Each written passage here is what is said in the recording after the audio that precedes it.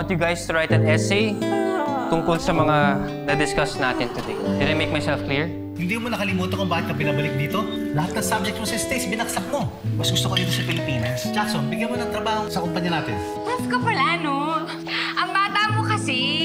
Ano ba kailangan mo? Alam niyo naman ako, busy ako, di ba? Pag artista, alam mo na, maraming taping, shootings. Tapos meron pa akong commercial, pictorial. Tapos may ribbon cutting, gracing ng road widening, ganyan, di ba?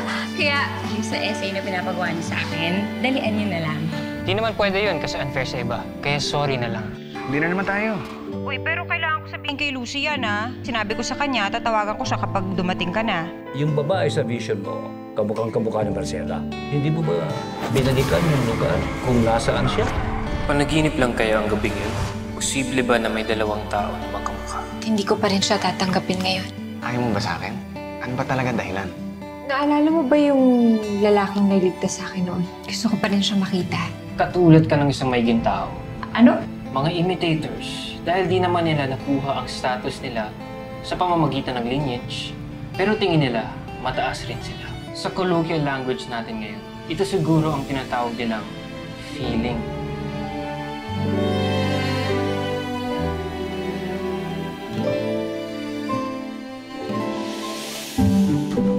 Iniinsulto mo ba ako?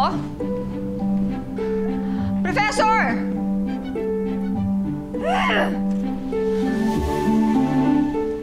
Tinawag niya ba akong feeling?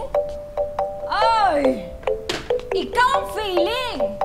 Feeling gwapo! Feeling matalino! Hoy! Professor! Naririnig mo ba ako, ha? Soundproof ang dingding. Ako hindi. Kulit ng babaeng. Woo!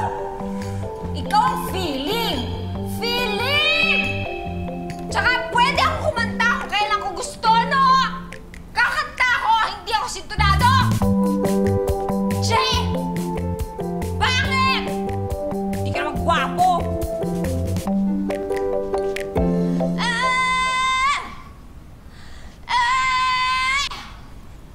Ah!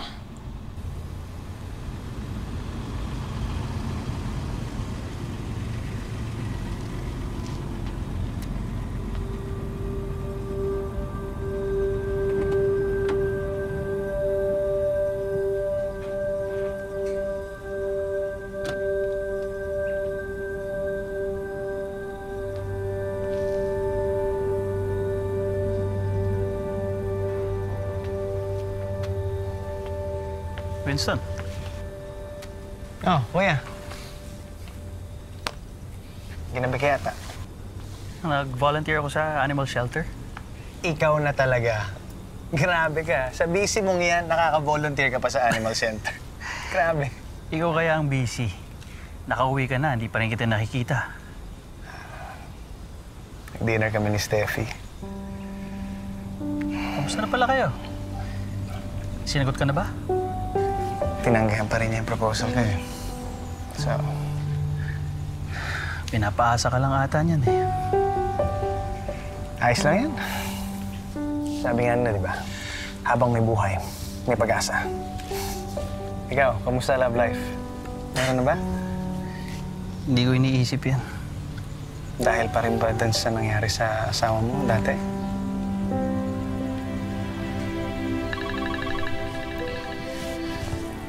Excuse me. I have to take this.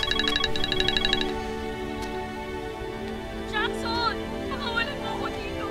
Baka ako hindi ako magkasalita. Wala akong sasabihin.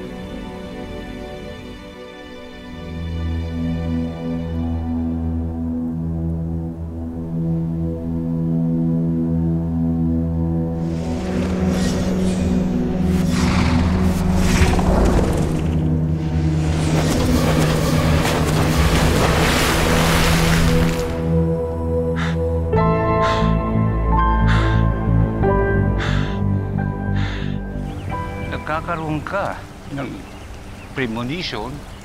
Hindi ko alam. Hindi ko naiintindihan.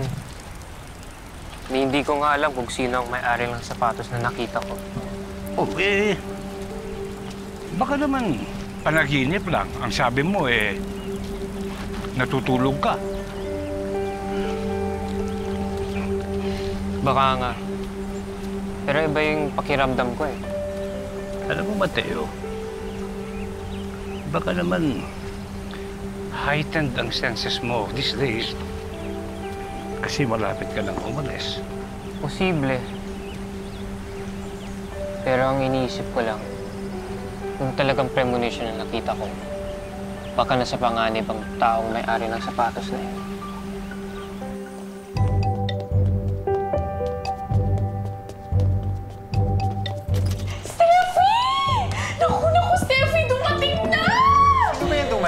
Si Prince William ba yan? Oo, ng excitement, ha? Naku, dumating na yung order ni Steffi na sapatos galing sa US! Oh? Tatlo na kayong sapatos ito sa baba. Akin na yan! Akin na yan!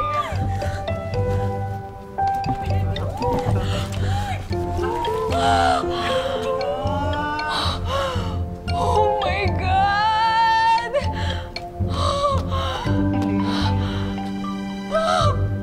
Ang ganda-ganda!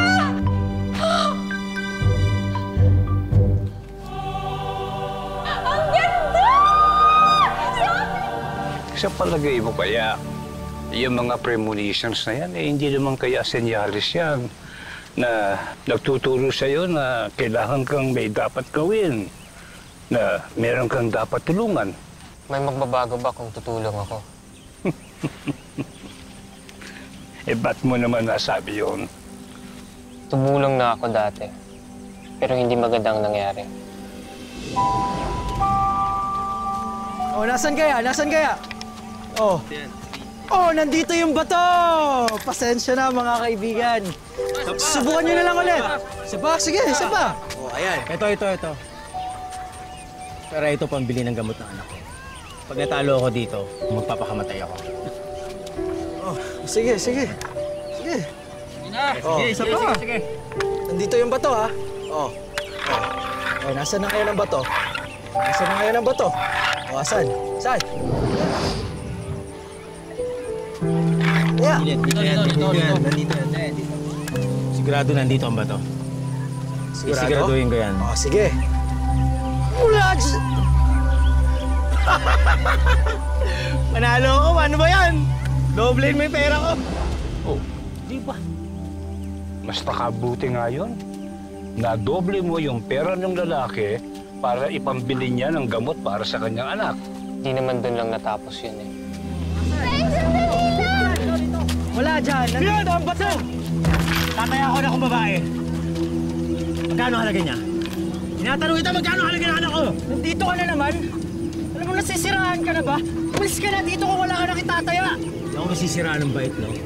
Nawala ng mga bagay sa akin na meron ako. Dahil dito sa lalong ito, pati ang bahay ko, pati ang asawa ko, iniwan na ako. Ang tanging natitira na lamang ay anak ko. Anak ko na may sakit. Inuulit ko, magkano halaga ng anak ko? Siya ang isusugal ko.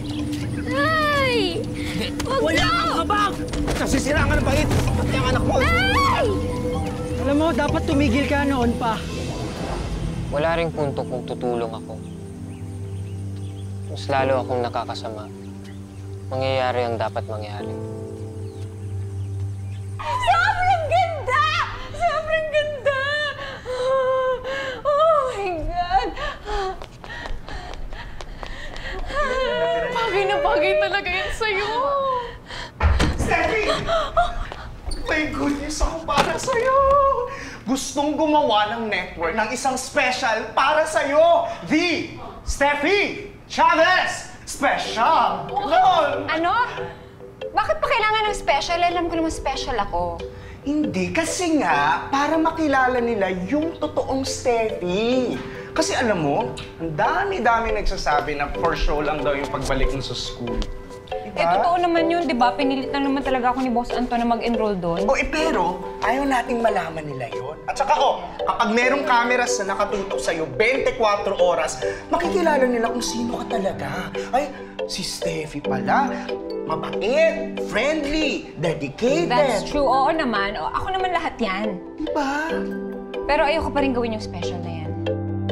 Steffi, dinig ko kung hindi mo raw tatanggapin si Rachel yung kukunin nila. Oo. Tapos sabi ng stylist na inaantay na lang nila na hindi tanggapin ni Steffi yung offer. Ayun. Ay. Ay, bakit naman si Rachel? Ano naman ka-special dun sa babaeng yun? Siguro noon, oo. Sikat siya noon, pero nung dumating ako, nawala na yung ningning niya. Ngayon, isa na lang siyang former superstar. Tsaka kung gagawan siya ng special, hindi dapat special. The Rachel normal. Tsaka sino ba namang manunood sa kanya, di ba? Kawawa naman yung mga televiewers. Sige na nga, gagawin ko na lang yung special na yan. Oh, talaga?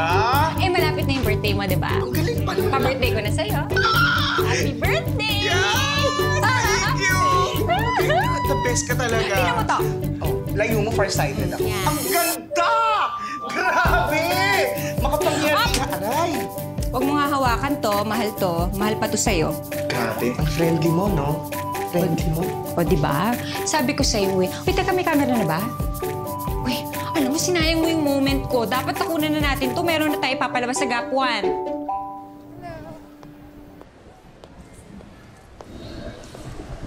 Akala ko ba ayaw gawin ni Steffi yung special? Ewan ko ba, nagbago ata yung Steffi.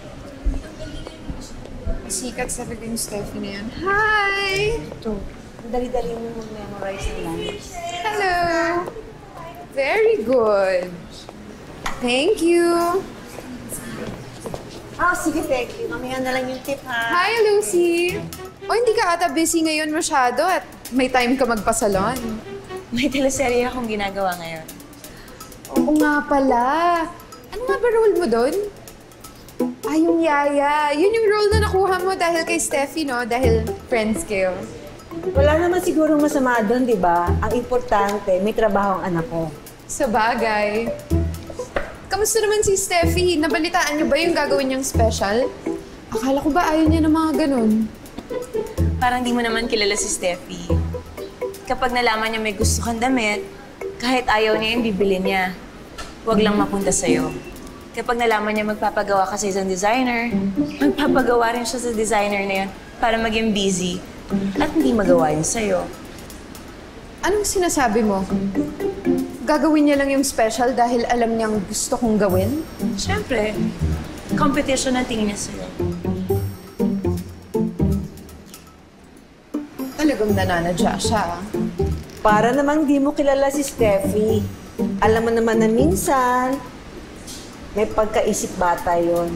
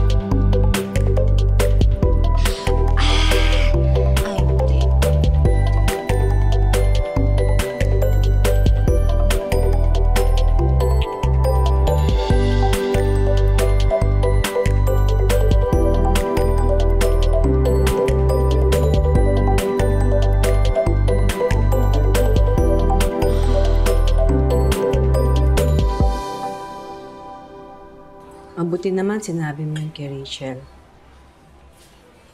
Sabi lang ako ng totoo mo. Ang akala ko kasi pagtatakpan mo na naman yung kaibigan mo. Mahirap maging kaibigan si Steffi. Tuwing nakikita ko siya, lagi ko nalang nararamdaman yung kakulangan ko. Lahat na lang na pinangarap ko sa buhay na sa kanya. Ang career, ang atensyon. At si Winston, akala mo ba hindi ko nahalata noong pang mga bata kayo na may gusto ka sa kanya? Pero si Steffi lang nakikita niya. Maganda ka. Magaling kang umarte. Nasa iyo na halos ng lahat. Naniniwala ako na darating ang araw na kukuha mo lahat ng mga pangarap mo. Kung ngayon, si Steffi ang nasa taas, tandaan mo bilog ang mundo. Naniniwala ako na suswertein ka. At ikaw naman ang mapupunta sa taas. Tandaan mo yan. Sana nga, Ma.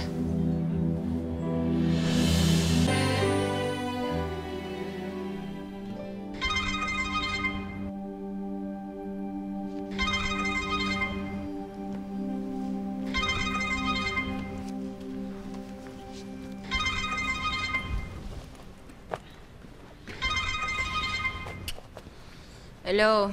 Steffi, kakagising mo lang ba? Dito na kasi yung camera crew tsaka yung makeup artist. Bakit ba? Nakalimutan mo na ba? Ngayon yung first day ng shoot mo para sa special. Ha? Ngayon ba yun? O, sige. Magbibihis na ako. Taka lang, nasa na ba kayo? Dalian nyo, umakit na kayo dito. Ano pang hinihintay nyo? Dalian nyo! Oh, ayun na si Steffi! Ayun na si Steffi! Hi, Steffi! Saan ang lakad ni Steffi? Ayun, pupuntahan ko yung bike ko kasi pupunta ako ng school. Steffi, marunong ka pala mag-bike, ha? Oo naman, oh! Alam niyo, kapag wala akong shoot, wala akong appointment, talagang nagbabike lang ako saan man ako pupunta. Uy, kung hindi niyo natatanong, honorary ambassador ako ng Green Energy. Talagang mahal na mahal ko yung kalikasan, no? Kaya palang ganda-ganda mo, Steffi. Ako naman, grabe ka naman. Umaga pa lang. Pasensya na kayo, wala akong makeup. Nakakahiya naman. Pero actually, gusto ko yung ganito. Yung natural, fresh lang, parang bagong gising, ganyan.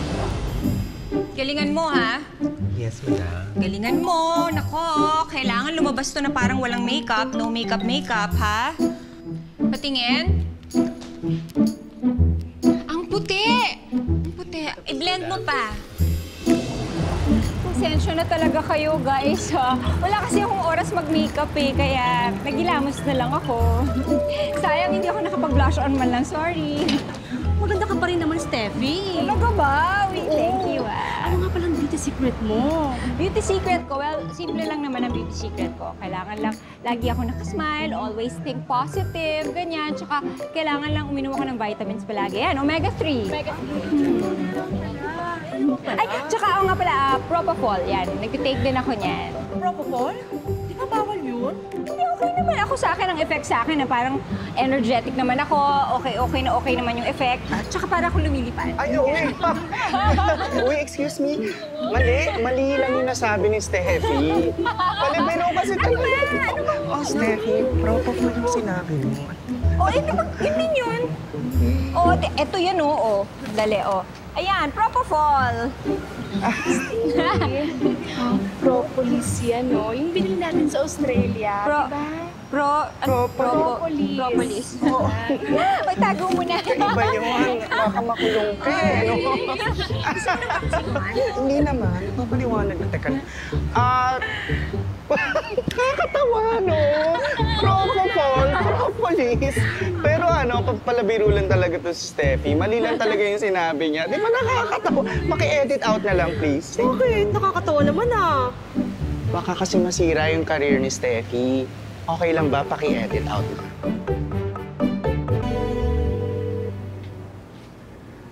Bakit ba ayaw sagutin ni Steffi yung mga tawag ko? Baka busy siya. Kaya nga ako punta dito kasi akala ko nandito siya eh. Alam ko, hindi siya nagtitaping ngayon eh. Humingi siya ng break para makapasok siya sa school. Ah, ganun ba? Okay, sige. Pasok na rin ako. May trabaho pa ako eh. Winston. Oh. Birthday ko ngayon. Birthday ba yun? Oh my God. Happy birthday! Happy birthday! Birthday mo pala! Kung wala kang gagawin mamaya, baka gusto mo mag-dinner. Treat ko. Birthday mo, di ba? Siyempre, ikaw ang titreat ko. kaya humanda ka. Napakagandang restaurant ang pupuntahan natin, napakamahal. Para sa'yo lang yan kasi birthday mo. Ako magte-treat sa'yo. Talaga? Yes. Best friends tayo, di ba? Saka, sama natin si Steffi. Ako, mas masaya yun. Pero alam ko, sobrang busy talaga niya. Tinawagan ko siya kanina. Niyaya ko na siya mag-dinner, hindi na talaga siya pwede. Okay, sige. Tayo na lang? Okay, sunduin kita mga what time? Ano oras ba matapos? Siguro mga 8? Okay, 8. Sige, I'll see you later, 8. Sige. Okay. Ingat ka. Ingat. See you later, celebrator. Lucy, namatayan ka ng magulang. Hindi biro ang mawalan ng magulang. Namatay ang nanay mo, napaka-violente ng pagkawala niya. Isipin mo yan. Okay? Stand by for take. Stand by for take, guys! Namatay yung nanay ko. Ready for take. Ready. Tape rolling. Action. Inay! Inay! Bakit mo ko iniwan? Cut! Lucy, ano nangyayari? Namatayan ka, nakangiti ka. Nanay mo yan. Ngingiti ka pag namatay ang nanay mo? Hindi po. Sorry po, masaya lang po talaga. Wala akong pake kung masaya ka. Umarte ka, artista ka, patay ang nanay mo. Umiyak ka. Opo, Direk. Sorry po. One more!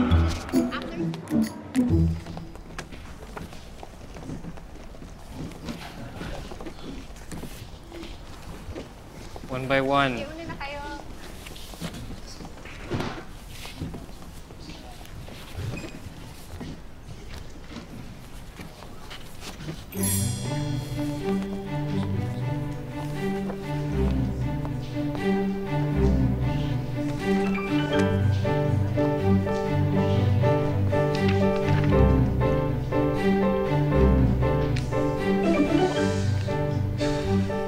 Madali lang naman.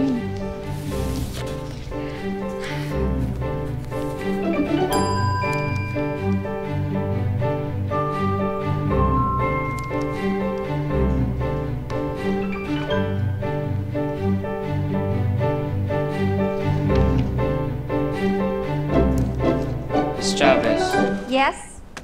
clearly di mo alam yung rules ng school dahil parati kang absent. In this class, I do not tolerate any form of plagiarism. Yet yan ang ginawa mo. Excuse me? Alam ko naman ang ibig sabihin ng plagiarism, no? At hindi ang plagiarism dahil gawa ko yan. Talaga? Eh bakit parehong-pareho ito sa sinulat ng isang sikat na historian na si Henry Nicholas, published in 1935? Steffi, sigurado akong maganda ang grades mo dito. Professional gumawa niyan. Walang sabi. Thank you. You are welcome. Ang sweet yan.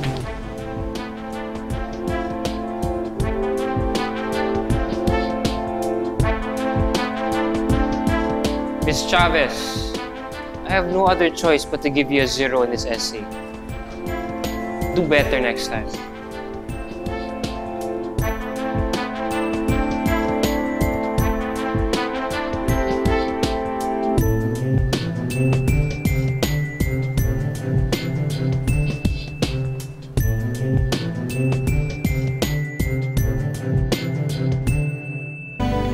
Hi, guys.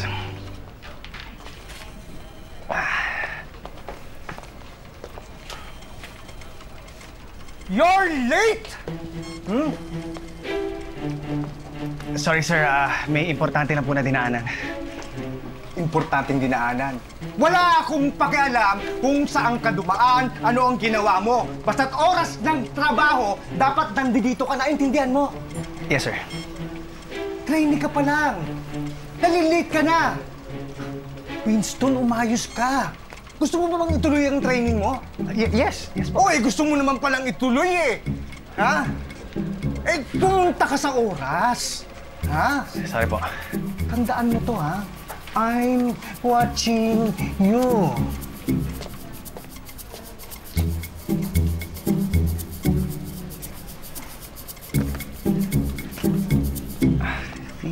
Ano ba?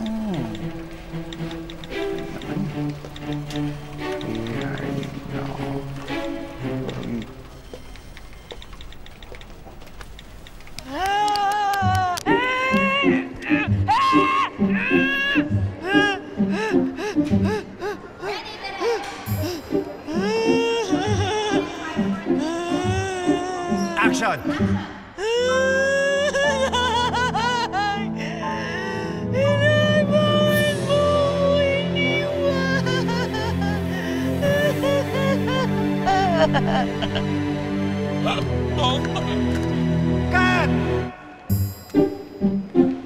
Direk, kanina pa siya nakangiti. Ang hirap-hirap kaya dito. Ang sakit na ng likod ko. Lucy, ano nangyayari? Ha? Siya kasi Direk eh. Bisaya siya eh. Break muna tayo. Okay po, Direk. Okay, break muna tayo, Danas. Balik muna sa Rest ka na muna, tapos alalim mo na lang yung relax mo. Lucy, ano nangyayari? Okay ka na. Ba't hindi maalis ang ngiti sa labi mo?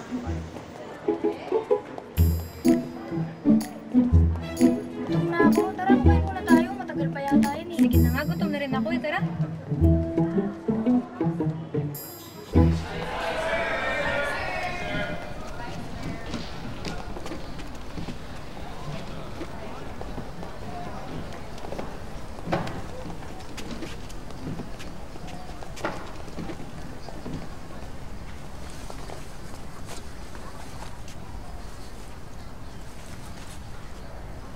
Miss Chavez, may kailangan ka pa? Di ka pa ba uuwi? Hinihintay ko lang magdilim para paglabas ko wala ng tao. Miss Chavez, ginagawa ko lang trabaho ko. Kasama ba sa trabaho mo yung pahiyain ako? Bakit gusto mo sumikat? Oh, I'm sure ngayon pinag-uusapan ka na ng lahat. Professor, pinahiya si Steffi.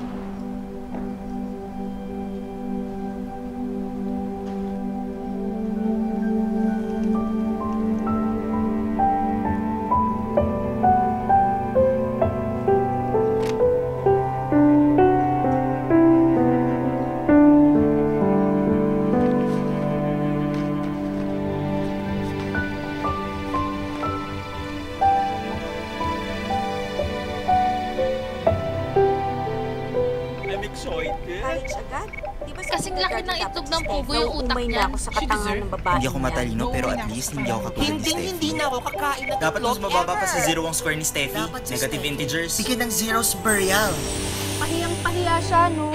Oh my God, alam mo, mabuti lang nakuhanan ko ng video, ha? Ipopost ko na to, tapos ang title, Zero Step. Bakit ba ang init-init ng ulo mo dyan sa babae niyan? Ang hindi ko magets, bakit niya ako sinusungitan? Eh, ang nice-nice ko kaya sa kanya.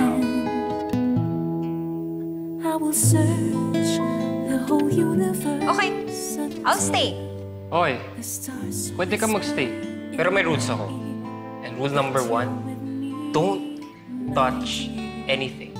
Okay, yun lang ba? Rule number 2, bawal rin magtanong.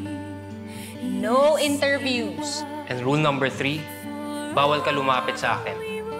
Dapat at least 1 meter ang layo mo sa akin.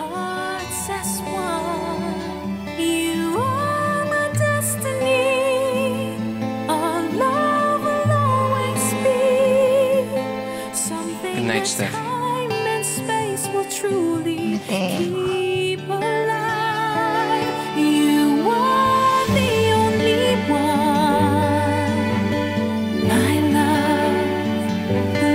Kamukha ni Steffi, babae noon. Eh, sino ngayon si Steffi? Reincarnation? Sino naman yung lalaking humila sa'yo palabas ng salon? Isa pang stress yung kapitbahay ko. Professor mo? Bakit ka naman niya pupuntahan sa salon? Alam ko naman tumitiknik lang yung mukong na yun. May crush yun sa akin. Alam mo, nag-text sa akin si Jim Paredes. Nakasimangot ka na lang palagi. Tsura nito?